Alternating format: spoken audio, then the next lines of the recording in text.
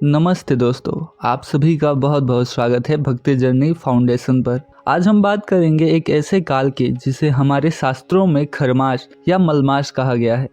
लेकिन सबसे पहले एक सवाल, क्या आपको पता है कि साल में एक ऐसा समय होता है जब शुभ कार्य करना वर्जित माना जाता है, लेकिन पूजा पाठ और भक्ति का फल कई गुना बढ़ जाता है। जी हाँ, उसी समय को खरमास कहा जाता है। आज के इस वीडियो में हम विस्तार से जानेंगे खरमास कब से शुरू हो रहा है, खरमास क्यों लगता है, खरमास में कौन कौन से कार्य नहीं करना चाहिए और सबसे जरूरी खरमास में क्या करना सबसे शुभ माना जाता है। तो वीडियो को अंत तक जरूर देखिए। हमारे शास्त्रों के अनुसार भगवान सूर्य जब बृहस्पति की राशियों में प्रवेश करते हैं तब खरमास लगता है। अब बृहस्पति की राशियाँ कौन सी है? धनु राशि और मीन राशि। जब भी भगवान सूर्य धनु राशि में गोचर करते हैं या मीन राशि में गोचर करते हैं तो उस अवधि को खरमास या मलमास कहा जाता है। अगर बात करें कि इस बार खरमास कब से शुरू हो रहा है, तो इस वर्ष 16 दिसंबर 2025 को भगवान सूर्य धनु राशि में प्रवेश करेंगे।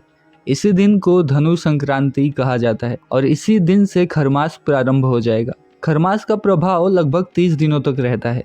जब भगवान सूर्य धनु राशि से निकलकर मकर राशि में प्रवेश करेंगे तो उस दिन को मकर संक्रांति के नाम से जानते हैं। मकर संक्रांति के साथ ही खरमास समाप्त हो जाता है और शुभ कार्य दोबारा प्रारंभ हो जाते हैं। अब बात करें कि खरमास में कौन से कार्य बिल्कुल भी नहीं करने चाहिए।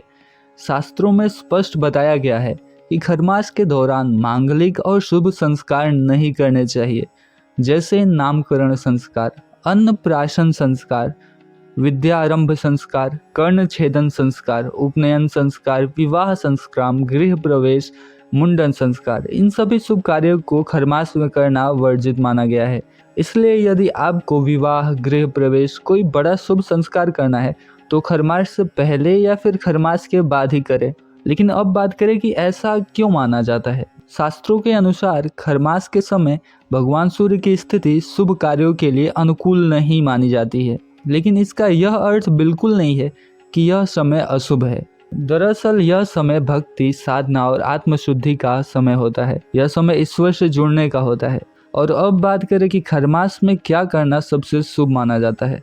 खरमास के दौरान पूजा पाठ करना, जप तप करना, भक्ति करना सबसे अधिक फलदायी माना गया है। भगवान विष्णु की पूजा का विशेष महत्व है और खरमास में भगवान विष्णु की पूजा को विशेष रूप से शुभ माना गया है। आपको क्या करना चाहिए? प्रतिदिन स्नान करके भगवान विष्णु का पूजन करें, घर में दीपक जलाएं, भगवान विष्णु की आरती करें, विशेष रूप से ओम जय जगदीश हरे इस आरती का पाठ करें। खरमास के दौरान प्रतिदिन सुबह स्नान करके भगवान सूर्य को जल अर्पित करें, यह अत्यंत शुभ माना गया है। सूर्यदेव को अर्घ्य देने से मानसिक शांति मिलती है, नकारात्मकता दूर होती है, जीवन में ऊर्जा का संचार होता है। यदि आपने कोई गुरु मंत्र ले रखा है या कोई भी इष्ट मंत्र जानते हैं तो खरमास में नियमित रूप से उसका जप करें। मंत्र जप से मन शांत होता है, कष्ट दूर होते हैं और जीवन में सकारात्मक बदलाव आते हैं।